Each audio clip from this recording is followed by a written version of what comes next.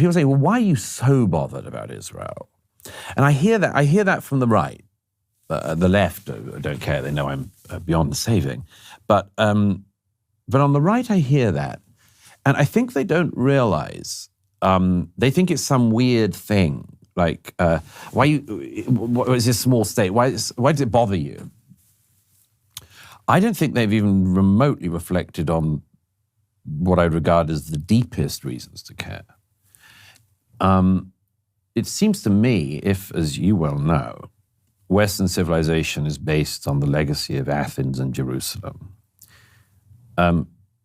Athens is under great assault always, but it's not actually under existential assault at the moment. What is being attempted by Israel's enemies is the philosophical and cultural equivalent of burning all the libraries of Alexandria. This is one of the underpinnings of Western civilization, utterly, utterly at risk. And not in a sort of metaphorical way where people might use it as a sort of book subtitle, but the real thing. I mean, I've sometimes thought about it this way. I haven't tried this out in public before. How many Jews are there in the world? 15 million. 15 million. Okay. This is going to come. This may come across really coarse, but let me put it this way. I mean, there are lots of conflicts in the world, and I've covered a lot of conflicts involving a lot of people. But it's conceivable that at some point, 15 million Christians could be killed. It would be a disaster, a tragedy. It's conceivable that at some point, Burma, India, somewhere, 15 million Muslims could be killed. It would be a disaster. It would be a tragedy of an unimaginable scale, of mid-20th century scale. But if 15 million Jews were killed, that's the end of the story. That's it. Now, what does that mean for the Jewish people? It's the end, that the people who saw off everyone from Pharaoh to Hitler disappeared in the 21st century.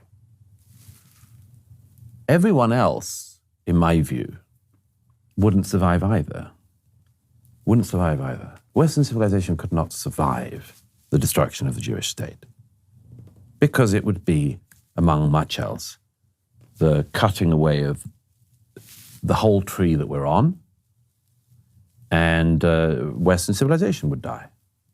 So I regard the existential threat against the Jewish people to not just be about the Jewish people. It matters deeply to me that it is about the Jewish people.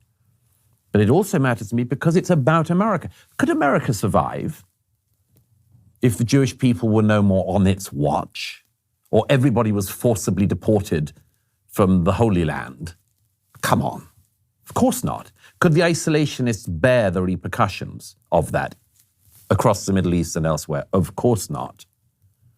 So I find this blitheness and the frivolity of it to be absolutely intolerable among the critics on the right.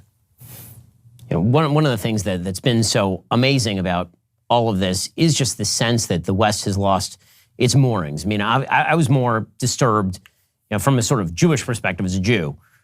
Tragedies happen to the Jews, terrorist attacks happen to Jews, slaughters happen to Jews. This is sort of the story of Jewish history. But the idea that you have hundreds of thousands of Westerners who are marching in solidarity with the murderers, that was on some level more disturbing to me than the actual massacre itself. Certainly not in terms of the actual amount of human suffering and the horrifying evil and barbarity of it. But in terms of the threat to the civilization as a whole, it seems to me that one of the things that we're seeing in terms of this sort of right-wing backlash that's now happening in Europe, it's very much of a piece with that. It's very much Europe and I'm hoping America saying, if we don't have any values for us to rely upon, then the people who are marching through the streets are going to end up running this place.